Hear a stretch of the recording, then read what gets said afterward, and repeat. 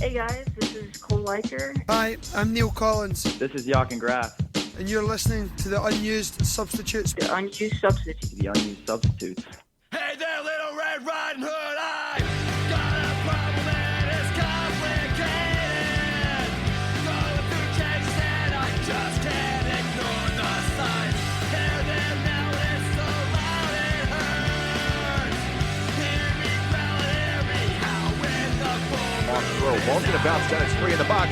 Bicycle kick! Goal! Rowdies!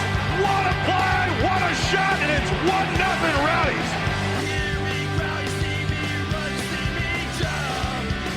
Try to fight, but I emerge with the prize in hand. You better watch out, it's gonna take more than what you got.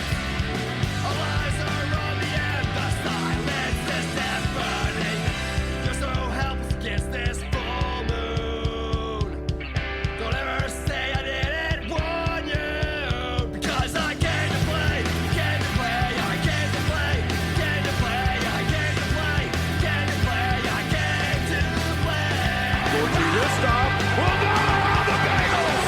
He takes the Bengal off! Good evening, everybody. Welcome and thank you for joining us again tonight. You are listening to the Unused Substitutes Show. We are your green and gold gospel, your only source for year-round Rowdies coverage. We are live on Radio St. Pete Online, and we are part of the Beautiful Game Network, presented by Roughneck Scarves. My name is Stephen Cundiff. My voice is just a wee bit raspy because the Tampa Bay Rowdies just played a game last night. So it's a little unusual, a little strange. I am joined tonight by my good friend, Daniel Endinino. Daniel, how are you, sir? Completely thrown off by a Tuesday game. I don't know what day it is. I've been messed up all day at work thinking it was, I don't even know. It's everything's upside down. I was struggling with that as well.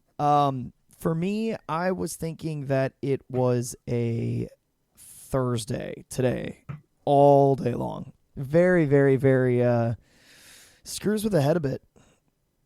Yeah, I don't like these Tuesday games for many reasons. Friday games I can get behind. This Tuesday stuff is just too weird and never needs to happen again. See, I'm not going to go that far because if there's a scheduling strategy in play, that's cool. Considering that we didn't play a weekend game. So, it makes for a extra day of rest between a midweek game and this upcoming Saturday. So in that way, it was kind of cool. But yeah, it's just weird because here I am now on the show and my voice sounds like crap because I've been screaming all night.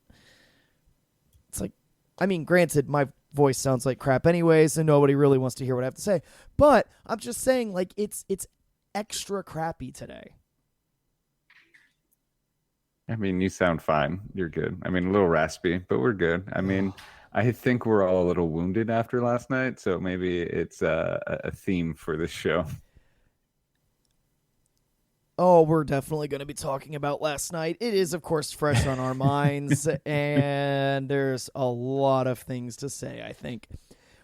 Tonight, our Patreon executive producer is Mike Pendleton. Thank you very much, Mike and family, for everything you do for the Rowdies, for the club, for us here at the Unused Substitutes.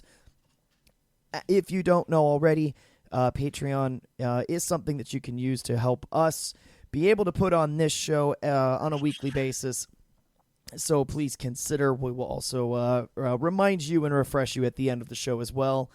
If you want to tweet us during the game or during the show, or if you want to tweet us during the week, because Twitter is the best way to get a hold of any of us without a question, at Unused Subs Pod is the master account. That's the one you should go to. That's the one that has the best response. If you want to go to either one of us directly, at _S_Cundiff is my Twitter handle, and at @DEndanino is Daniel's. The Tampa Bay Rowdies last night played a game. They played a game against an opponent they have played already once this season. They played a game where once again it was a 1-goal deficit. And once again, we have lost. 1-0 to Hartford Athletic. More than a few storylines coming from this. More than a few worrying trends. More than a few reasons to be hopeful.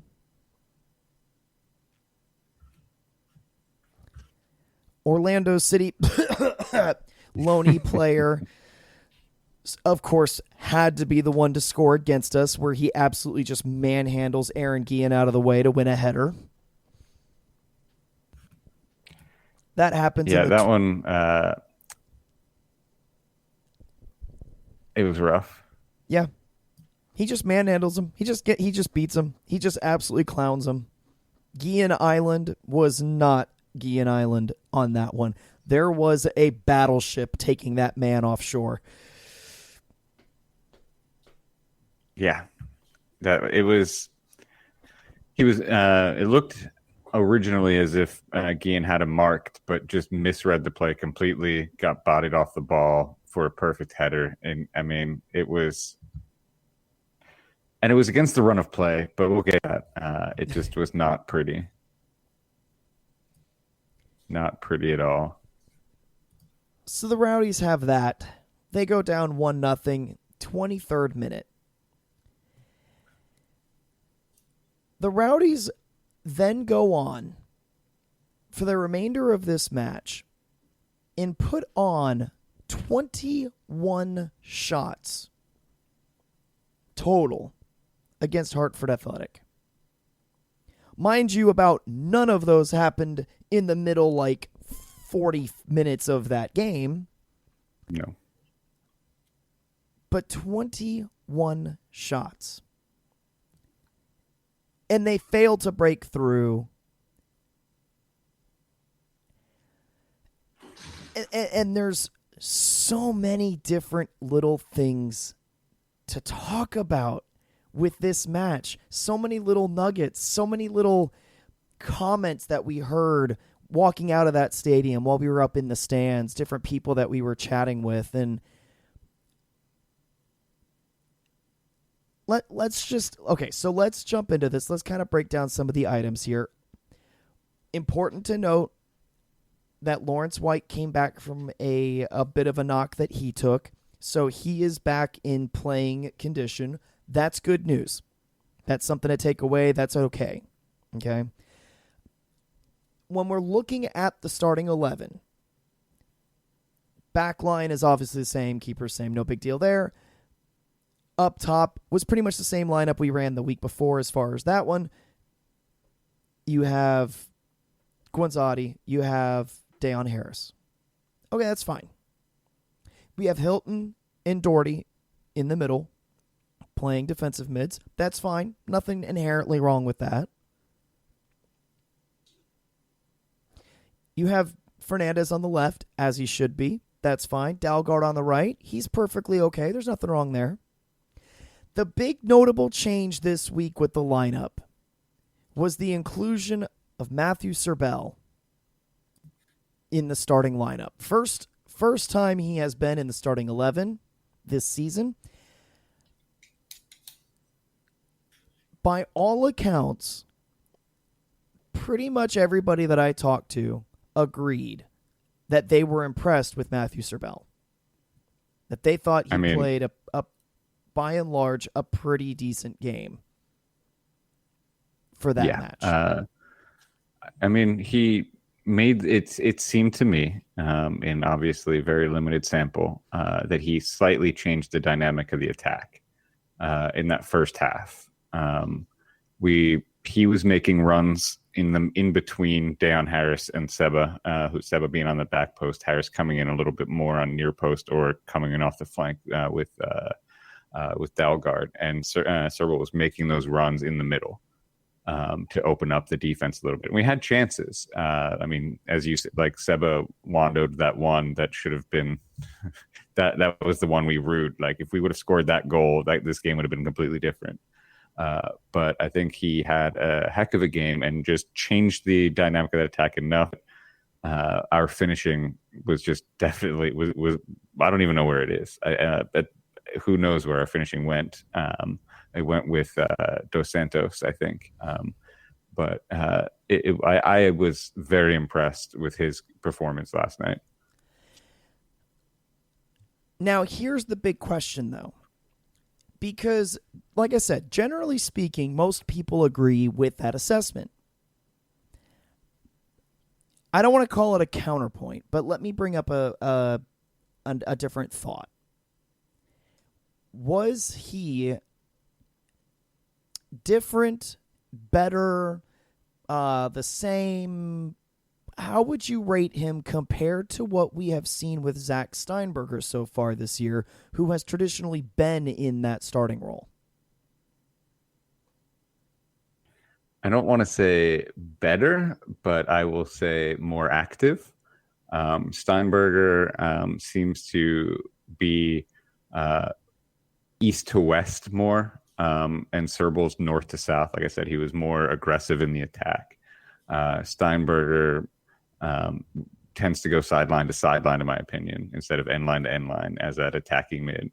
I think that's why I guess I have to say better. I think he offered more in that game. It's also, I think it's important to note that Hartford is the one team that plays us that will keep it open and not pack it in initially. They did towards the end of that game, but in the first half before they scored, it was more open than many other teams will play us in Al Lang. So I'd want to see Serbel against a team that like packs it in first before that we can make that apples to apples comparison. That's fair. I will say this. He gets subbed out in the 63rd minute. And at the time he comes out, at that point, of course, his final stats for the game, he has 29 touches on the ball in 63 minutes. He has 12 accurate passes in the opposition half of the field. In my mind, the way that I saw that, it was basically a Zach Steinberger type performance because it's a system thing. I don't necessarily think the issue as far as, say, Steinberger's involvement or non-involvement in a game has anything to do with his ability. I think I'm going to pass the same thing on with Matthew Serbel. I don't really think it's necessarily them per se. I think they're taught to play this a certain way, and I think what it ends up meaning, and I'm going to say kind of a weird controversial thing in a moment here. While I was happy with Serbel, in the context of, yes, I think that he played a little bit more direct at times than Steinberger historically has when he gets the ball. And that's fine.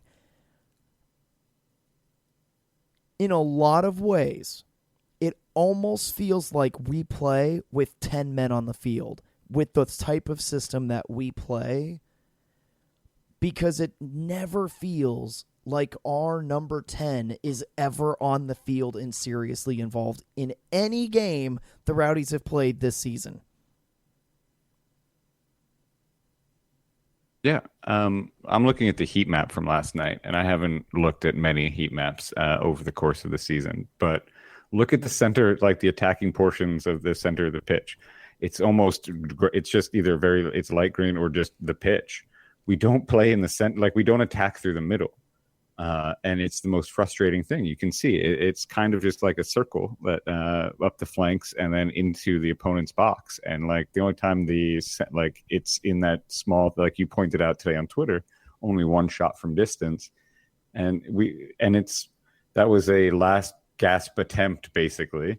And it's something the attack is missing, that threat from distance. And as it's been well documented in the last couple of weeks, I'm a huge hockey fan, and I think I've been saying this for years. Just kick it, just smash a ball into the towards goal and see what happens. Seba will be there to clean up a rebound. You might get a deflection. Just smash it. Just smash one into on goal and see what happens.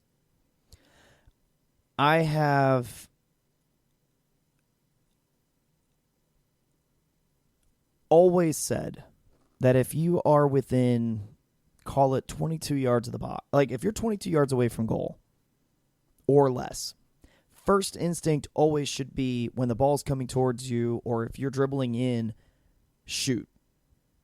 Like, if the ball's anywhere near you, you should be mindset first, one-touch shot on goal.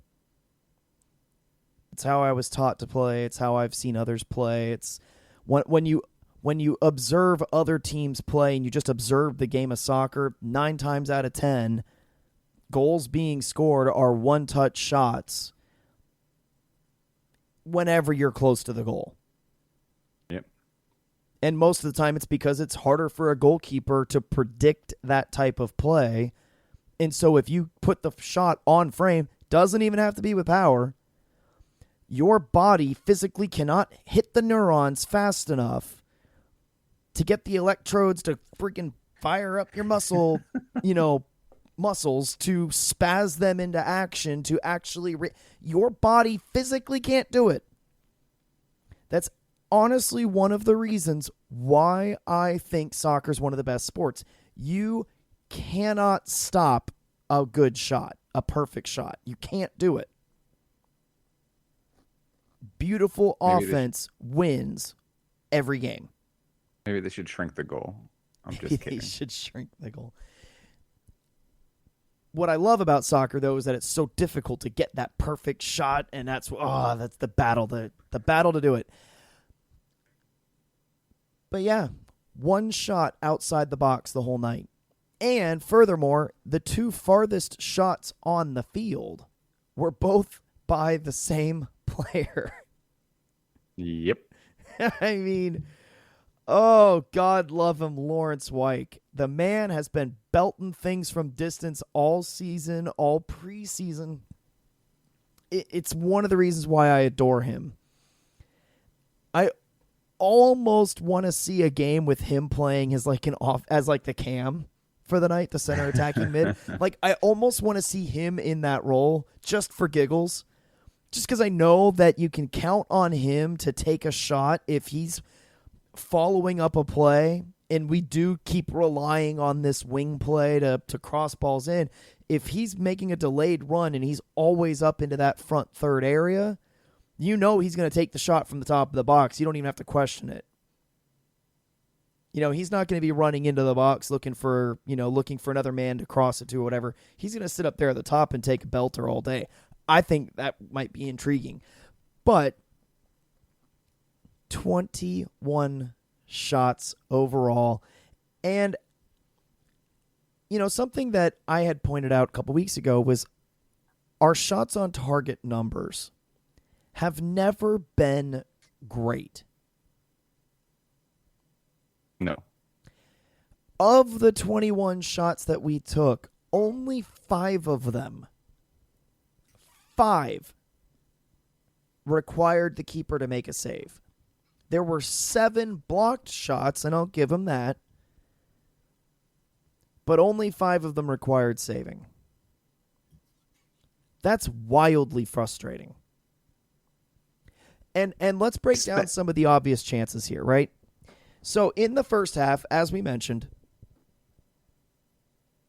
Guanzati has an absolute Wando moment in front of the mob.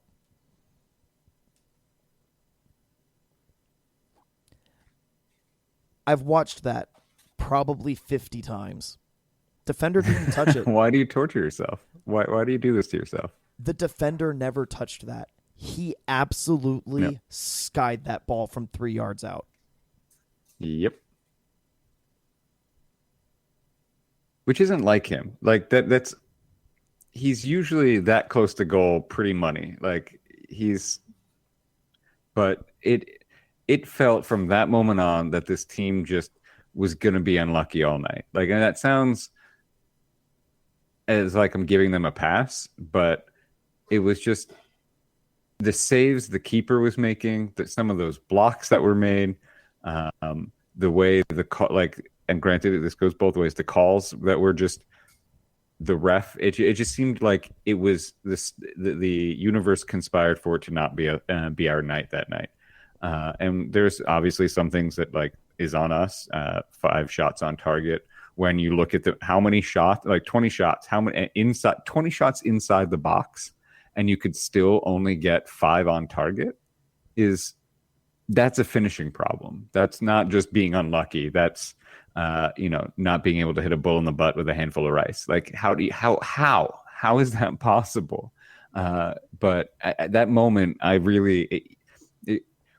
shouldn't say that moment. It's when Hartford scored later on that like I was like, okay, it's not going to be our night. This ref is terrible. Our luck is terrible. The bounces are just not falling for us. Some of our better plays were to nobody. Some great passes to feed somebody in for a run. There was nobody making the run. But there's like, I'm not going to complain about the officiating and the no calls or anything like that. But I think the most frustrating, the Rowdies had a clean break and he didn't play advantage and he blew it dead. And I think that was the most frustrating part. How about this? I'm going to reserve a ref segment for a ref segment. Okay. Because there's more than one Gonzatti miss that I want to talk about tonight. All right. Because, I think it was something 10 to 15 minutes later. Gonzatti, so Leo Fernandez, I believe it was, goes down the wing, crosses it in from the left side. Gonzatti is wide open, unmarked at the penalty spot, making a run in. Completely alone. Ball, the cross that comes in is a little, like, kind of landing in a perfect spot, just slightly behind him. But Gonzatti basically headers it straight down the middle of the goal where the keeper is standing. Puts it at about, between head and crossbar height. So the keeper just basically has a fairly easy time just pushing it over. But it's a wide open header. And he hit it. He didn't put it in any of the corners. He put it right down the middle. Now, granted, it's on frame. And I will always give credit. That's my first thing. Just put it on frame. Let the chips fall where they may. So it wasn't a disaster. But that was another opportunity that Gonzatti usually doesn't mess up. And the only reason why I'm mentioning this is he was literally all alone. There was not a finger laid on him as that ball gets crossed into the middle, and as he goes up and as he headers it and as he follows through on it, not a finger is laid on him, and he's not able to put it on, like, in a goal. He puts it on frame, but it was a relatively easy save.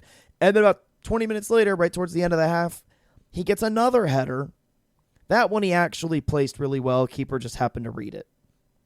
I'll give Caldwell a little credit on that one. He reads the play because Gonzatti does it right. He puts the ball down on the ground. It's a fine header on that part. Maybe not as much power as you'd hope, but the only reason why Caldwell saves it is he had a good read on the play. Whatever. That happens.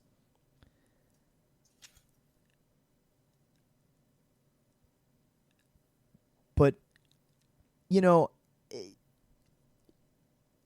those were uncharacteristic misses by our leading goal scorer on this 2021 Rowdies team. And if any one of those go in and we're tied at halftime, I mean, the way that game was trending, Hartford wasn't exactly the most threatening. They had 10 shots overall, 2 of them on target. They weren't completely shut down in that sense. They certainly had the goal, and they made a few other pretty decent attempts at goal.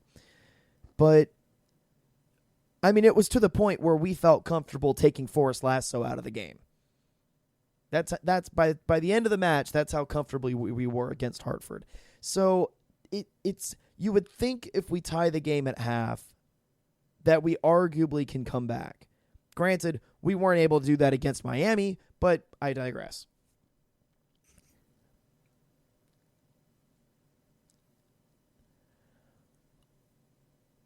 Let's go ahead and talk refereeing. So I got a little, fun poked at me or whatever for being pretty ticked off about the one play in particular that you've already mentioned, which was the when Aaron Guillen got absolutely just destroyed into the sideboards right after he just sent Dayon Harris on a perfect stinking through ball where Dayon had his outside defender beat, and it was basically him versus two center backs, and he had the jump. And that referee blew the bloody whistle. I absolutely went mental. I was beside myself in that moment. That was an absolutely unnecessary whistle to be blown. Totally unnecessary. I mean, you can argue calls, non-calls, cards, no cards all day. But that was a clear, yes, there was a foul that was card worthy, but you can keep it in your pocket until after the play is over. There was a clear advantage happening. And it's so weird because that whole game, the center ref showed that he wasn't going to make any consequential calls. Like, there was never going to be a penalty given. There was never going to be a red or a second yellow given. But in that one moment where all he had to do was just keep his whistle until the play was dead, or to give that yellow, and he blew the whistle. And that also changes. That play was the one pivotal mistake the ref made. The rest of them, there might be a penalty on Leo, and we might have got away with one in those non-calls. But again, that was obvious he wasn't going to make a big call like that. But that one where he didn't play advantage, where everything says he should have, was mind-blowing and changed the complexion of the game a little bit, because Dayon Harris was gone. He was through, and it was just, I was losing my mind over that one too. I was so confused on why the whistle blew. I thought maybe that the linesman called the ball out, but then I saw him give the spot kick and a yellow card, and I was like, what is happening? That was the worst thing I've seen in a while from these referees. What I'm going to say next is controversial. From you? Never. After watching that game over again, I actually think that may have been the only real mistake the referee made the whole night. Well, okay. I haven't rewatched. So I wasn't infuriated by a lack of penalty given, because I mean, like I said, it was pretty obvious early on who this ref was, that he wasn't really going to do much in the terms of a big call. But also, I think Leo and Seba especially go down pretty easy in the box and draw that, and it's saved our butts a few times in this season. But you're not always going to get that call, and especially with the ref. I think, and at the point where I think the Leo call, which from what I was reading on Twitter, was he did everything he needed to draw the penalty, and was able to get the contact. But by that time, by that point in the game, it was obvious he was never going to make that call. So try a different strategy. It's interesting because before the Rowdies earn their first yellow card with Jordan Scarlett, that was the 58th minute. That was the first yellow the Rowdies had been awarded. Hartford, in the meantime, had been given 4 yellows up until that point. 3 fouls and persistently blocking restarts. It's interesting because, and this was something that I had heard a couple people say, the referee was being a bit ticky-tacky with things happening like in the middle of the field and things like that. But yet, when it came to what was happening in the final third, he was not giving anything to anybody. No. You know, Hartford had a very legitimate penalty shout. Yes. Very legitimate.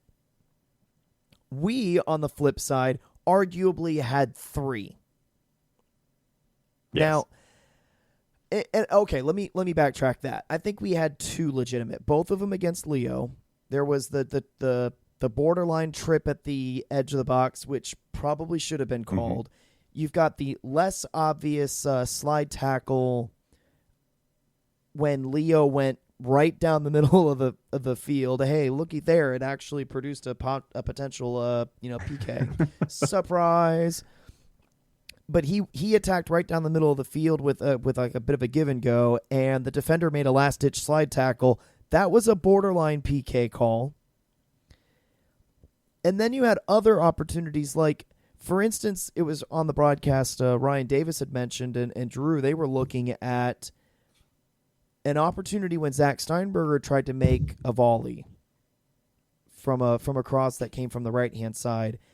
And the defender basically just ran through Zach while he was in the air. Yeah, that one, to me, that was probably the most glaring one that should have been called. Here's the thing that makes that difficult, though. And this is where I'm going to give the referee a bit of benefit there. That play was over before the contact with Zach was made. The assistant referee had blown Jordan Adebayo-Smith for a foul because as that ball got crossed in, Jordan leaped and put both of his hands on the defender as that ball's coming in. Okay. And the AR signaled for a foul, and it was interesting because on the broadcast, I think Ryan Davis misinterpreted the flag motion because Ryan speculated that it was for an offside call, and it wasn't because the referee's flag was not pointed straight out. He had it pointed towards us. And that only happens on a foul call. So the Zach Steinberger one, if Jordan doesn't commit the foul, is it a PK? Probably. You would hope so. Maybe. With that ref, I don't know. But yeah, that ref wasn't going to call. He wasn't going to call one unless it was out, like 100% blatant. Yeah. And then I know that there was some shouts. I know some folks like Derek Sharp had speculated that on one of the plays at the very end when their defenders are going to ground trying to block shots, that it happened to go off potentially off some of the arms of some of the players. Again, I don't think those are weaker cases to be made because it's hard to not hit the ball sometimes. That ball's bouncing around a bit weird. It's a harder case to make that those are PK calls. As a defender, I'm going to 100% say, like, on those instances, they're not. I hate them. I mean, I get the shouts, but it's dumb. And I know the handball law has changed a little bit too. Yeah. So, which is good, because that one didn't bother me. Like that handball shout, I ignored that one immediately. But the 2-1 Leo, and I didn't know the timing of the Adebayo-Smith call, but on Steinberger, I was going to say that was a big one. But the 2-1 Leo were shouts. But as we saw on our end with Hartford, it wasn't going to happen. He just wasn't going to do it, and it was infuriating. But at least all I've ever asked for from pro referees is that it was balanced, and it was last night. Like he wasn't calling it for either side. I mean, granted, Hartford had more yellows, but they were also hacking us down in crazy fashion. But I think the no calls were okay both ways as long as it happened both ways, and that's my biggest pet peeve. I won't complain if it's balanced in that way, but even if he was awful like he was last night. And it's something that we talk about a lot and is mentioned a lot, and that is you don't rely on a referee to win the game. It's Yep. Was there some questionable PK calls? Absolutely, yes, goes both ways. But if that becomes your biggest argument coming out of a match, then you've obviously not done very well that match. Yeah. I mean, I constantly say it.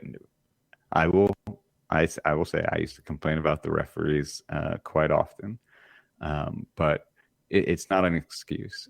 You should never be, and you shouldn't be relying on a ref. Like, you should never be in a position where the refs decide whether you win or lose.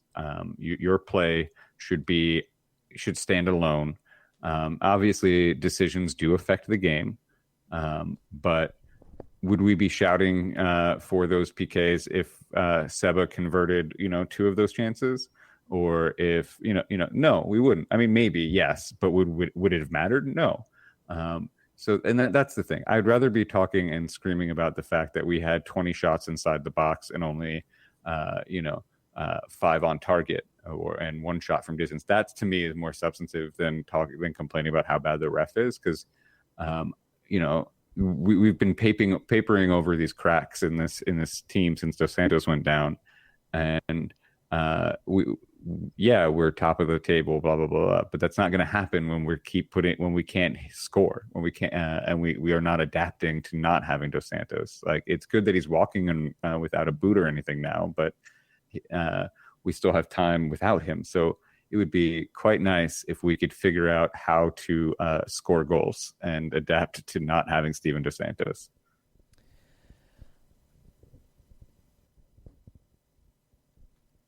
Goes without saying, the predictions for this match, basically nobody got it right because, we lost. As far as let's how about this? Instead of doing like good, bad, ugly, because it was a loss and it was kind of one of those weird games, and men of the match are hard to go with a loss. But how about this? Who was your highlight player, good or bad? What was your highlight player for this match that maybe was the biggest decider of why we lost or could have come back?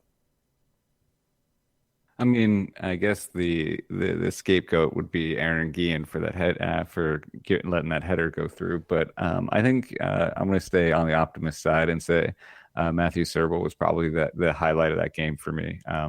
Seeing him get minutes, seeing him be a little bit more dynamic in the attack, and I think that was the highlight. Like, getting that, the rotation probably was a part of it, but trying something new is always good with me. And I hope we see more experimentation going on, because something's not working. And I think I still am rooting for a Adebayo Smith, Harris, and now Serble as a center attacking mid, and just watching to see what happens. Oh, I got the tinglies for that one. Oh man. Right. Like, I think that attack would do some damage, and it would be fun to watch. Can you imagine a Rowdy's defense playing back, like switching to like a 4? How do we want to do this? Would we do like a 4? I'm trying to think of how we would do this. Like switching to just a 4-4-2, right? With like a diamond midfield.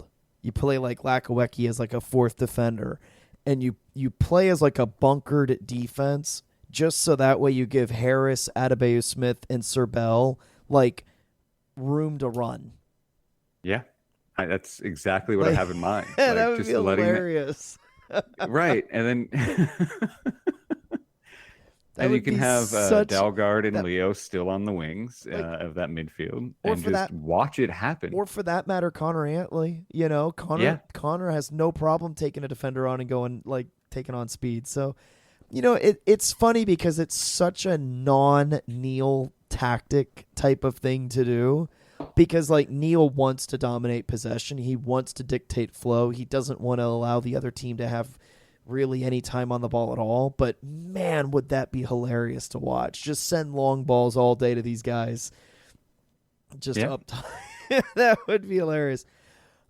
My highlight player of the match, because man, did the guy do some work, And not just because it was the highlight game for him in general, but Leo Fernandez, for that match, you could tell he was trying so hard to get a result and to get a goal or an assist or whatever on that match that was basically about him. You know, I have never seen that man so angry. He went off on that official, and I don't think I've ever seen him so fiery towards an official, and that's good. Like, I'm not. This isn't an insult. Like, no, I love to see it. that passion finally erupt. Yeah, it was good, and you could see in that moment that he wanted this to be his game. He wanted to just own that game, and he, for the most part, he did. Like, some of those back heels, man, he was inches away on a back heel that just had no business even being remotely there. Twice. He had two different, like, I don't know, I forget what the actual name of the move is, but when you do that, like, ball comes at you and you use your your basically your back foot and you almost do like a back heel type thing. He did it two different times. One of them had the keeper beat, just hits it just a bit wide. And then the other one, the keeper and the defender make like just enough of a deflection on the ball that it doesn't go across the line and it's basically saved on the line. But, I mean, if you think about it, all the crossing that he did and the dangerous moments that he created with those and down the wing, he had at least those two really good shots, and he almost drew arguably two penalties. I mean, he did everything but actually score a goal in that game. And there were many moments. I mean, think about this too. With the penalty kick shouts, specifically more of the second one rather than the first, but also with those shots, something that I had mentioned on the show was when we were playing, I think it was Charleston. And it was either Charleston or Pittsburgh or somebody. I made a comment about the fact that like one of the opposing team's left midfielders had, in an effort to try and throw an extra man in the middle, had basically run right down the center of the pitch from his position on the wing and actually was making a run through the middle of the field in between the two starting strikers of that team that we were playing against. And I made a comment about this several weeks ago. I said, hey, when was the last time you ever saw Leo Fernandez make a run down the middle of the field and get himself involved in something like that, just out of the randomness of it? You know, the opportunity to just do it, to just take a chance, to just be creative and just try something. That man did it multiple times this past weekend. But last night. I mean, he was in the middle of the field repeatedly. And that's been something that we were looking for, and I was very happy to see coming out of that match. Well, he played out of his mind, and we need that more. We need more players to follow that. I mean, granted, Wyke does, Antley does, Jiminy Christmas, isn't it? Hilton does. Hilton's all over the place. I mean, they do, I guess, but like it always feels like we're lacking that one player that's going to put it on their back. Seba does usually come in clutch with a play, but like nobody has in this last run of games, I should say. It feels like we were lacking that kind of presence. And even though the result wasn't there, Leo did his best to put the team on his back. Yeah. Well, with that, this unfortunate, random, frustrating loss, the Tampa Bay Rowdies are still the highest point-earning team, or at least tied with it, in the entire USL. And that's only good up to a point. Certain results went our way this past weekend. Charlotte and Phoenix drew 1-1, which was certainly helpful. New Mexico defeated Charleston. That was certainly helpful. Miami was able to get a handle on Loudoun. That's actually so far, I believe, the only time that anybody's beaten Loudoun by more than just a goal this season. They beat them 4-1. Hartford and Red Bulls had a pretty dramatic 2-2 draw this past weekend. The Rowdies are still in first, but with a points per game average, and you start looking at trends, we're not really assuredly in first place right now. And most importantly, after a 5-game winning streak, we're now 3-4 in our last 7, if memory serves. Yikes! I think so, yeah. That's not great. Not great. Every loss has been the second time we've played an opponent. We've now played 10 straight games with just a 1-goal difference. We haven't been able to beat anybody convincingly since the second game of the year. Yep. All trends that are worrying. We need to start burying some teams. We need to start getting some confidence back. We need to start scoring more than a goal in a game. Off a penalty. Like, that's the other thing. We need to be scoring from open play again. Obviously a goal is a goal at the end of the day, but it is worrying when they're drying up from open play. And it's frustrating, and I feel like this is probably the first one I've done with you, but how many times in this podcast we said, like, the chances are being created, it's finishing, like, goals will come, blah, blah, blah, blah, and then they don't come. So I'm just going to not even worry about it, and we'll just continue to cross our fingers, maybe slaughter a fake goat to the gods, and continue, just do our thing. You're only saying that because you guys were talking about Regina George D&D characters on the pregame show. That's where the slaughter goat thing comes from. That's going to be Regina George's D&D character's secret religion, is that she has to slaughter goats to make things happen. Probably. I mean, I don't know. I didn't have any part. I didn't even know this character was being created until I read some notes. I mean, I'm just saying. I mean, if we're gonna go that route, I still think that chaotic neutral is the way to go there. Casey was debating the alignment last night with Matt, and I don't know where she ended up because I left to grab a beer. That's how riveting the conversation was. But I don't know. I haven't watched enough Mean Girls to know, because she does have that that positive turn. Uh-oh. I think we're about to find out the Regina George alignment. I think that she's chaotic evil. Chaotic evil? She's chaotic evil. Yeah. Okay. I was going to say chaotic neutral, but there's nothing really neutral about her. She's just kind of very intentional about everything that she does. And so I'm aligning her chaotic evil. If anyone wants to debate me on that, it's like my dream. So...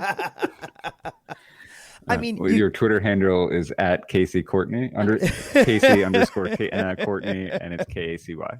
I mean, have fun with that one. I will have to tweet her, because you can almost make an argument she's chaotic. She's lawful chaotic, because she has that book, right? Like, I believe that character has the book that has all the bad things. Like, she's very intentional, with the way she does things. I don't know. It's interesting.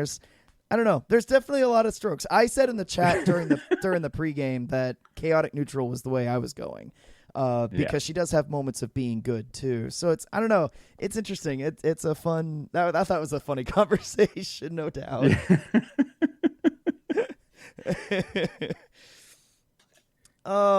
Well. The significant thing that we need to do is make a drawing. There is a Leo Fernandez signed jersey we need to make sure that we are awarding to somebody for this and match. And a Seba one. Oh, we have to do 2? Oh, man. Yeah. That's right. I actually forgot about that. Okay. However, the winner of the Leo jersey...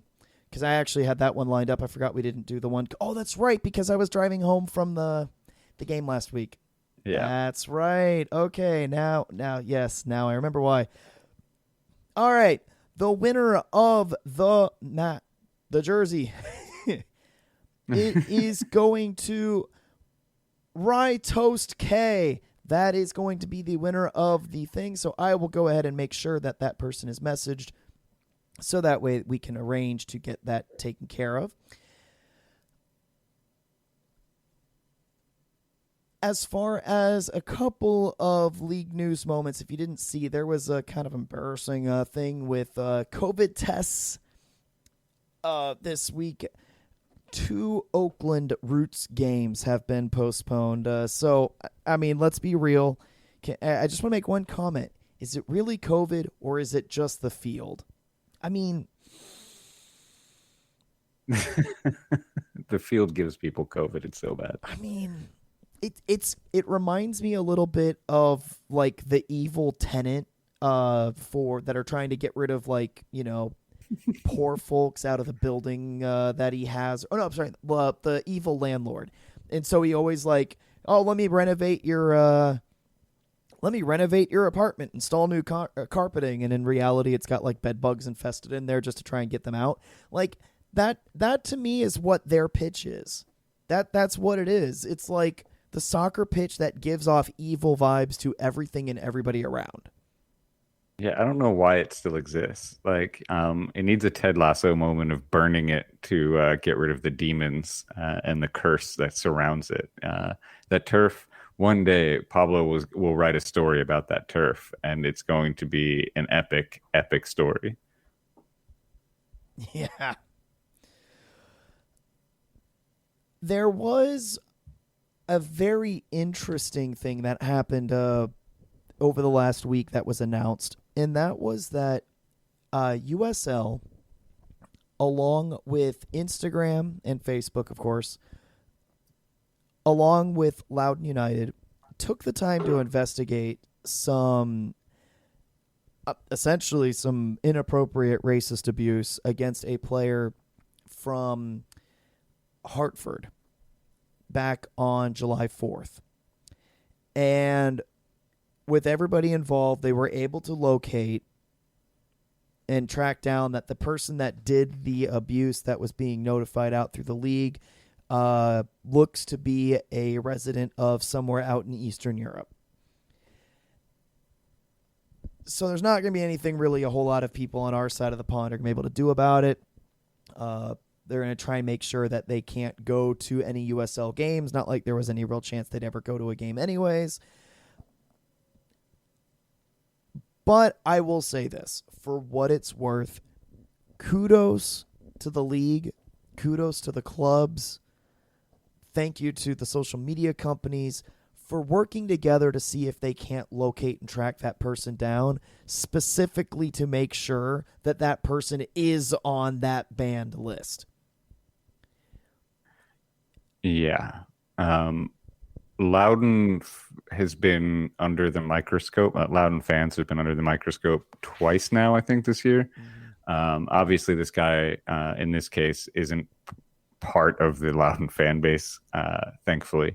But I do think the league is putting out fires like crazy like this season. And it seems that their response has gotten better each time. At first, it was kind of like a delayed reaction, and then like a kind of hush-hush investigation. And then this one, they finally seem to have figured out how to approach these issues. And it's hard. I think on social media, it's different. They have proof. There's records. You can screenshot like what happened. And I think when it's in the stadium, it's hard because people we need to police ourselves more than expecting the league to police language of the fans. I think that's on us as supporters to immediately notify somebody if they hear racist or homophobic or any hateful language to get them out. And so it's hard for the league to address it in the stadium, but something like this, they did everything right. And as somebody who's been pretty hard on them for their response, I will say good job on this. It's interesting because it highlights how difficult it is to live in a world with advanced technology. Somebody random from the other side of the world, somebody that you can't necessarily identify, can say things to try and damage the reputation of a club, the reputation of a nation, Look at all the abuse that was being thrown around on social media after the England loss this past weekend. Disgusting. One of the first things that was thrown out there was, how do we even know that those comments are being made by people in Britain? I mean, technically speaking, how do we even know that? That storyline over the last 2 to 3 years about the abuse on social media has gone around the planet, which means that people could just be trolling England at this point, just specifically to get in their heads. And I mean, think about it this way, right? There's always this talk about, how easy it can be to find these people and that kind of stuff. Let me throw something out. In the gaming community, we've been talking about with things like, especially in major multiplayer games, Apex, Tarkov, Call of Duty, these major brands, these major games. There have been cheaters and hackers in these games that are freaking impossible to track down because they're really good at disguising themselves. And let me tell you something. It's far more sophisticated to hack a computer program of a multi-billion-dollar company to create a system that you can work on your own computer and cheat through their game and get away with it than it is to make a dummy account on a free website for social media to type a few words. One of those things is far more sophisticated than the other. And guess what still happens everywhere too is the cheating in video gaming happens all the time, everywhere, in every game on the planet. That's why I like single player games, Yeah. so I don't get embarrassed by people. But it's just interesting in the sense that it's one of those things where at a certain moment you almost have to look around and go, is it even you're never going to eradicate it. It's to a certain point it's going to be impossible because there will always be there's ideas out there. Well, what if you ban certain words and phrases? Well, that doesn't exactly work because looking at African American culture, some of the words you and I can't say, but it's part of the lexicon that they have developed, over the last 100 years, that in that community, it's okay to say it to a certain extent, so, you can't just go out and ban certain words because then you're going to offend somebody somewhere. And then of course you have shorthand and new words will always be invented. Like you're not going to, that doesn't necessarily work because it's an unending cycle. So, it's one of those things where, like, at a certain point, you almost have to just accept the reality that you may not ever eradicate stuff like that from the internet. Like, it's just going to be impossible to do and accomplish. And at a certain... I think racial abuse and all that is hard. It's nearly impossible to shake. But I think... you can turn it off personally turn it off social media. Like you can not let people, you can block, you can do these things, you just ignore it. It's easier to get out of your head in social media as opposed to like people in the stands. And you're like you said, you're never going to eradicate it online because all it would take is one person that can create an army of bots to just swarm and, go after somebody. But I think that like, the focus needs to be on the stands. Obviously, like the only way we can get rid of this is, I don't know. Obviously nobody has the answer because racism and homophobia and all that stuff still exists, and we've been fighting it for hundreds of years. But I think it's incumbent on supporters and just humans in general. I shouldn't even say supporters, just a general human being. If they hear somebody spewing this disgusting hate and everything, to let a stadium authority know. Yeah. And this way we can get them out of the stadium and get them on the ban list. There's no excuse for it at this point. And it should be well known to just not, but yet it still seems to be a commonplace happening across the world. I mean, in England, there's instances. Here in USL, there's instances. Just be decent to one another, please. Like, just stop. One thing that's worth mentioning is I agree with you. I mean, the focus for me should be on in stadium, and in face to face. That should be the focus first and foremost. And I kind of like what they've been doing with what you've seen with CONCACAF starting finally after 100 years or whatever of soccer, finally trying to crack down a little bit on Mexico, and the tradition that Mexican fans have had for decades. And the threats about, not having fans allowed, and you stop the game and you could potentially forfeit game, and, all this other kind of stuff. I think when it comes to verified statements in stadium, you can make an argument that at a certain point that might be the necessary step. But again, you run the risk of randos walking into your section just to screw with it. Like if an Orlando City fan walked into Al Lang just to say a bunch of nasty stuff just for the hope that USL might sanction the club or something, or, in some capacity, and everybody else in the building is basically left at the mercy of this random act. You'd have to make sure that to prevent that kind of thing from happening, that it wouldn't just be randos. Like, again, you look at what the USL did here. They investigated this out. They reached out to Instagram, and they were able to locate that the person lived in Eastern Europe. Maybe you could take an extension to that and like, hey, is the person that was caught saying these things in the stadium, have they ever been to Rowdies games before? Have they ever bought tickets before? What does their social media history look like? Have they ever mentioned the Rowdies before? Are they a Rivals fan? You could build a profile of an offender and see if it's somebody within the fan base, and the fan base needs to be punished by assisting in breeding of that and not calling it out sooner, or if it's something random. I think what USL is showing here is that they're willing to do the legwork, and they're not just willing to go out and say immediate knee-jerk reaction, Loudon are all evil.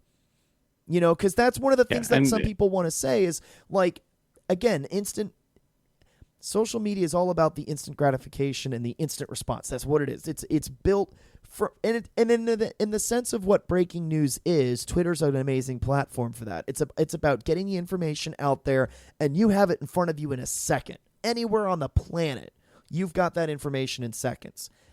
Twitter's beautiful for that. But it also means that everybody wants to jump to the conclusion. So I think USL is showing that they're willing to take their time with it, do the legwork on the investigation, and I think that you could do the same thing with in-person violations too. Yeah. I don't think you should, if there's an incident, you immediately go after like the supporters group unless it's a repeated thing with that supporters group.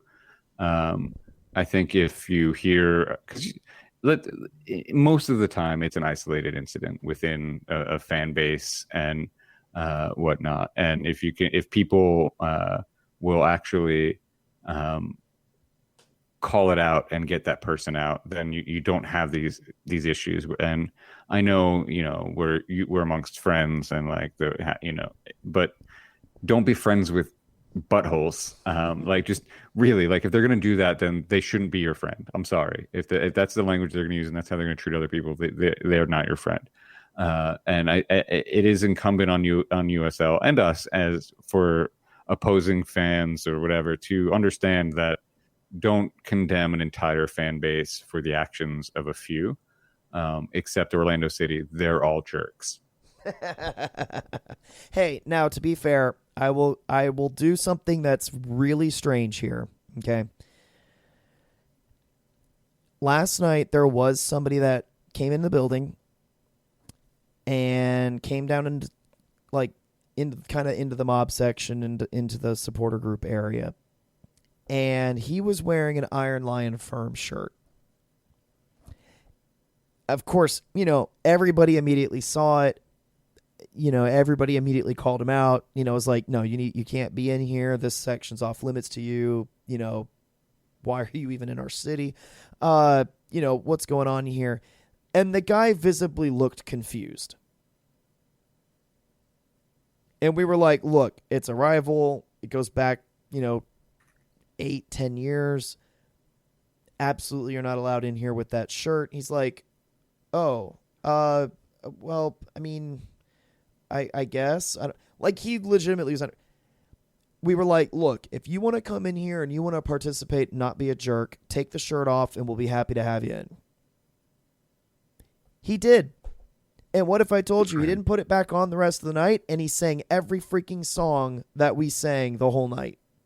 That's better than the right hand, the berm side of the mob. No, and this isn't a shot at the mob. I know this has been discourse for a while. Like, there's just that right hand side, that far side towards the berm, is just not engaged, and I don't know how to help. Like, what advice? Like, I know there's discourse going on, more QR codes, and Mike Pendleton said it best, just growing the culture. And I think we'll get there. The section's new. This type of section's new and now that we have fans again, it'll take some time. And but I'm glad that's a heartfelt story. And now the next step is getting that man to burn that shirt and exercise his demons. Yes, it's true. You know, it's interesting because I'll posit this too. We've been talking about culture in the group, and you know, the supporter culture and what that looks like, what that should look like, and you know, because even when we were up, you know, God, I can't believe it's been a year and a half now. You know, a season and a half ago when we were up underneath the overhang. You know, we were talking about that too. You know, obviously it was a much wider section for individual sections, but you know, we were talking about that whole concept about why doesn't everybody stand up in the section itself? Why doesn't everybody sing? You know, and why is there only a handful that are singing? And you know, we have that same conversation down here now behind the goal. It's the same concept. I don't know if there's really necessarily a solution. Maybe that's just who we are. Maybe it just isn't a section that sings with, you know, 500 people the entire match. Maybe that's just who we are. I don't know. Would that be disappointing? Yeah. But I also would say this, because obviously I am a little further away from the capo stand, you know, where my seats are, because that's where our smoke station is, on the left-hand side when you're looking at the field. And we've got a group of people around me that we sing, we've got flags, we do our stuff, and like the immediate like 3 rows around my group are into it the whole night. Like, it's, you know, the Rothwells, the Solches, you know, Nancy's adjacent to me. You know, our group is into it, but you know, sometimes the energy will bleed into others as it goes. It's also worth noting it's hard to get into it when there's only like 2,500 people in the building in total. You know, we didn't get an opportunity to walk into the building with a season opening, you know, 6,500 people in the stadium type of atmosphere. And it's easy to breed passion and get the songs going and get the energy flowing when you're literally packed in shoulder to shoulder. Yeah, I will say also, like, it's not that the fans there are disinterested, because there was a lot of booing, there was some animation. There's, as I said before, right now the mob section is the cheapest section, and you're going to have people post-COVID especially going for a cheap night out. And on a Tuesday night or a Friday night, like, you're going to get a lot of those people that just bought a ticket and go, and that's where they are. So songs aren't going, and they might have a passing interest of soccer, but don't fully know soccer culture. And because, I mean, go to any other sporting event that's not soccer in the U.S., and you're not standing and singing for 90 minutes. I stood for 2 minutes, the last 2 minutes of a hockey game when the championship was on the line.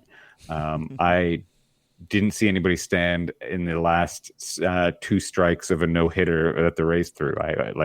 Drunk me was running up, yelling at people to get up and start, like, but so it's going to take time. I do think the culture needs to be built, but Tampa Bay sports fans are very, resistant to sporting culture building, and I don't mean that as an insult. It's just right. Like, I don't mean it as an insult. It's just a fact that exists, and we just have to kind of accept that and make do with what we got. And don't get me wrong, like you said, when there's like 6,500 people in that stadium and it's a good night, that Al Lang's rocking, and there's nothing like it. People do get into it. The energy, especially like when the team is, bagging a goal or two early, and then the energy is contagious. And there's a lot of things that go into that. And I think we're figuring that out and seeing it in real time. And it's kind of fun to watch a culture build, but it's frustrating at times as well. So I will posit this too. Almost every group around the world has a type of chant or song that, requires everybody to be, shoulder to shoulder, and they're all dancing like in unison. Most groups around the world have some version of like a Tetris type song. Ralph's Mob several years ago, we did a dancing song where everybody would kind of, you had one conductor and everybody would kind of follow their lead on that kind of stuff. People have always asked me to be a person that would lead something like that. No, you will no, no. I cannot. I just no. It's not for me. I think your new Ralph's Mob title is dance captain. No. I will say this. For what it's worth, I think the thing that will really help bring the camaraderie in the new section is something that would get us all like moving as a group in unison, because without the benches in the way, it's a much cleaner area for movement. Yes. And like I said, I don't know if necessarily that dancing song that we've done in years past, years and years ago, I don't know if that's necessarily the answer. But something that would get us to all put like arms around the shoulders of the person next to you and move in unison as a group. I think that's the thing. After a year and a half of being in that section now, because of course, a lot of us were in that section because we were part of the invited group when seats were open available last year. I think that's the thing that might be needed to really break in the section beyond just even having 6,500 people in the section or in the stadium in general. Like, something that does it, because like I said, we've got the dance thing. I don't know if that's necessarily the answer. We don't specifically do Tetris, which is okay because everybody else does Tetris. And there are songs that get us moving, but they don't. But it's more of like an individual thing, not necessarily as a group movement, like a coordinated group movement. So,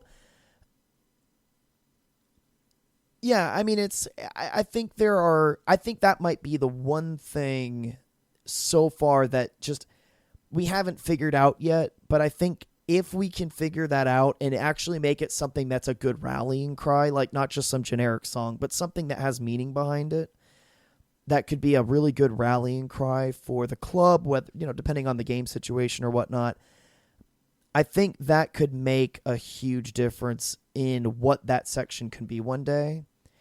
And the reason why I bring this up in front of the podcast, because I know a lot of people are listening. I know people from all over the fan base. I'm hoping to get the idea out there to as many people as possible that we're always looking for new songs, right? We're always looking for new material. We're always looking for something different. None of us are professional songwriters, for God's sakes. Like, we're always looking for inspiration. That, I think, to me, is something that we could use, that we've had at times in the past, but we really don't have anything right now. So I'm hoping that I'm hoping maybe by the end of the year we've got something, because I think it would be great come playoff time if we have something like that and we've had a chance to practice it a few times and towards the back end of the year, and you go into the playoffs and that section is mental. I also would You know? like I like this tradition of singing after a win, like the whole section. I know like Minnesota, they sing Wonderwall, and that's like a thing. Like I would love for there to be a song that we sing after like a home win, especially again for like the playoffs. Like if there's some that like song that's got some emotion, like that's uniquely ours. I don't know. I am not creative at all, so I can't really give you ideas. But just something like that would be great as well. That's just a personal thing for me. Like this. But I would love for that to happen. We have a song. It's a few years old. But I'm just saying, Yeah. like, it's a few years old, but I mean, it's pretty Rowdy specific and, pretty much everything that you just described. Yeah. I mean, I think my issue there is it's like the goal song, like we sing it after a goal and things like, I don't know. I just feel like it also that song feels like we're being played off. Like you hear that. And I mean, not just because of the show, the way we do on the show, but like when they start playing that, like everybody shuffles out of the stadium and like, that's like the exit music. Like, we've our acceptance speech went a little too long. So like, let's go. But something, I don't know, like organic. I think my thing is it needs to be organic and not piped through the speakers. Like that's my thing. I agree. I will say this, like one thing that sucks. I know this is, we're going on about an hour and 20 minutes here, but one thing that I've always been frustrated at is like, I've always thought that the Rowdy song, like the way we do it, right? That chorus, you do the one verse and then you end on the chorus the second time.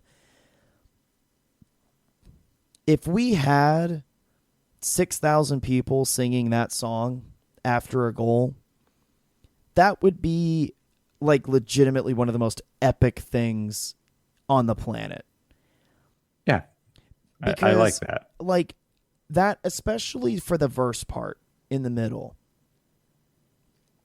It's a slow rendition of a song. It's got a slow pace, which means it's easy to like enunciate the words, which means that it's easy to shout them as loud as you can. And that song could just be like echoing off the Mahaffey as like the crowd sings it. And it stinks that we're not there as a culture to have the general fan base sing that song like with the mob. Like we try and sing it, though I would even argue the supporters aren't even necessarily fully into it either. But that's always something. When we play it over the speakers, I mean, even with a situation like Wonderwall with Minnesota, right? Like, cause that's the newest one of all the songs that we've got out there right now.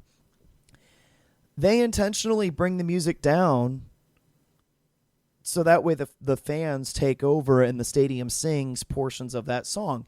You could arguably have the Rowdies do the exact same thing, during the verse portion of that song. They could pipe in the chorus, and then you turn it down low for the verse and have the fans sing the verse, and then you have the music go back up for the second chorus, and you wrap it up that way. Like, in my mind, that song should be legendary. Yeah, it is culture defining. And I think like in my head, and exactly what you're talking about, the one moment that stands out that felt passionate and organic, even though it started pumped through the speakers, as silly as it is, especially in hindsight, was after we beat Phoenix and they played "We Are the Champions" and then it cut off and the mob was still singing it after the music cut. Like it's those moments and that need to happen more. And if that's the song we do it in and they like cut it or drop it low so you only hear the mob and then bring it back up is perfectly fine. It just doesn't that natural feel isn't there when it's just pumped through the speakers at full blast and you're hearing that over the people singing. All right. I think with that, soapbox time is over. For now. For now. Amen to that. Well, let me ask you, what would you... We play Miami this weekend. Okay, I'm going to the game. Are you planning on attending? No. Okay. With everything you've seen up until this point, do you think the Rowdies win this weekend? I'm not going to go with a score prediction. Let's just do a win or a loss. Win, loss, or draw. What do you think? Do you think the Rowdies can actually get it done in Miami this time? I think it's going to be a draw. But I do think I think it's going to be a draw. And with that, let me say, if we lose this game, I think it's a bad omen. I think if we go on a 3-game losing streak, it shows that there's something seriously wrong, as opposed to adjustments needing to be made. This team should not be losing 3 games straight, especially to the opponents that we have faced. I know we have Loudon coming in the following Saturday, and 1-goal games are their specialty and apparently ours. So I'm worried about this game, but I think it'll be a draw. I think I don't believe the Rowdies win this weekend as much as I want them to. I think there's a legit chance we lose this game. And I think that right now, based on this is going to be my condition for my prediction. The Rowdies don't make any significant adjustments coming out of this week. Or I say this week, like we played on Saturday. I don't think we make any significant adjustments compared to what we did on Tuesday. I think that we lose this game if we're playing the same style. If it's the same formation, same style, cross heavy, I think we lose. Yeah. That's my prediction. And I will say this too, because I said this a few weeks. 5 shots on goal isn't enough. Just isn't enough. No. be I think better. we could do a whole other episode about how there's patterns emerging that, like, we play a team once and then we can't and beat them, and then we can't beat them again. That maybe since we've played a lot of these teams over and over again, they have figured out Neil, and that wholesale adjustments need to be made. But that's a podcast for a different time. we can sit down and do a Patreon podcast and have a whole conversation about that. Right. But it's also, it's not too early. It's a third of the way through the season. So these conversations need to start happening, and quickly.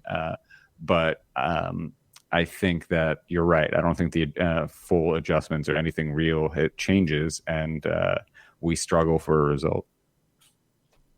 We say all this because we don't want to be dour all the time, but we say all this in love because we want this team to succeed. But there are times where you just have to be analytical about it, and you're just like, yeah. It's getting to the point where I can't even make jokes about it. So that's how my whole coping mechanism in my terrible life is humor. So if I can't make jokes about this, we're screwed. Exactly. All right. Well, I will be there this weekend.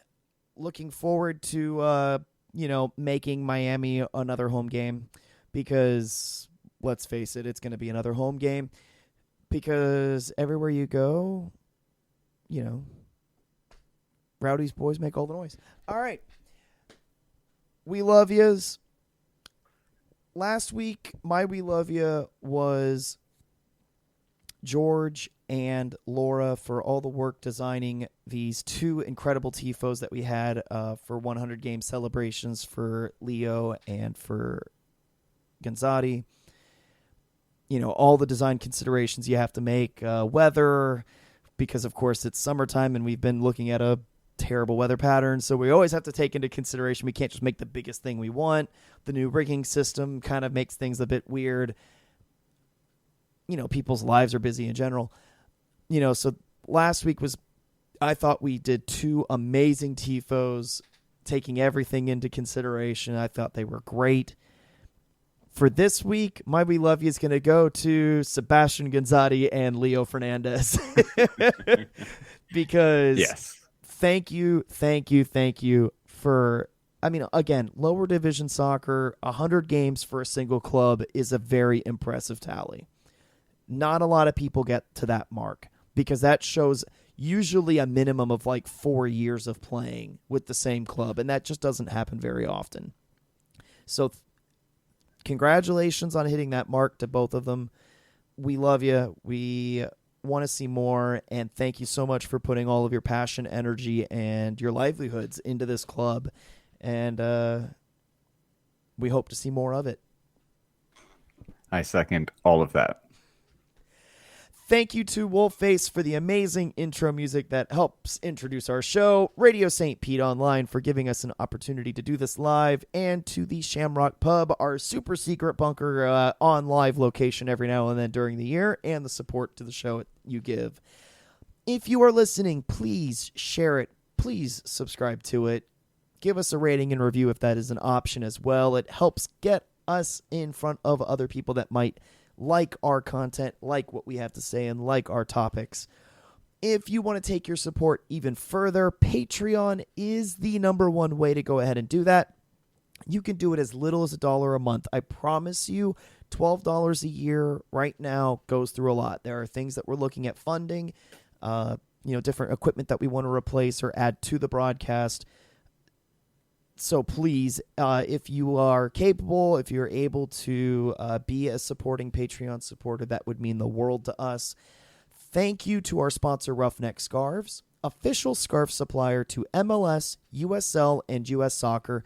Get your custom scarves for your group or team at roughneckscarves.com. If you are tired of the same old cookie cutter uniforms and the templates that are provided by Nike and Adidas, and you're looking for a unique, completely custom kit for your youth club, Sunday league squad, maybe it's an adult team or pro team, Icarus FC can help you create the kit of your dreams at an affordable price. Let them help you design your new custom kit today at IcarusFC.com. Dan, speaking of jerseys, I'm going to throw one thing out. Did you see what I threw on Twitter earlier today about the Atletico Mineiro jersey that was fan designed? No, I'm going to look at If you're this listening to the podcast or the radio, check out my Twitter. Atletico Mineiro, I believe it was, put out a fan design competition, and they released the result of the winner of that jersey. Oh my goodness, is it sharp? That is quite attractive. That is such a beautiful kit. I don't even know who they are, but I might buy one. It is such a beautiful kit. I gotta also shout out my team, Swansea City, my European club. They've got a throwback jersey this year, celebrating, I believe it's the 50-year mark since the last time that we were since the first time we got promoted to Division 1 or something like that. 75-year mark. I don't remember which one it is. But we've got like a throwback patch, but we've got a jersey with some faded alternating vertical lines. It kind of just makes you look at our alternate third jersey as the Rowdies, and the fact that it's just a plain white tee with the new badge. You're just like, man, anything could have been better to just spice it up a little bit, just a tad, just a little bit. It needs a little. I enjoy it, but it does need a little accent or something. A little trim, something, just anything, a little trim. Anyways, Tampa Bay Rowdies fans, good night. We will see who we see this weekend in Miami. Otherwise, we will be back on the air next week. And please listen to the show. Make sure that you're watching Rowdies Good Gaming, Rowdies GG, of course, on Twitch. We pop in there before every game and give a couple of last-minute thoughts. To that, everybody, good night, and we love you, and go Rowdies. Go Rowdies.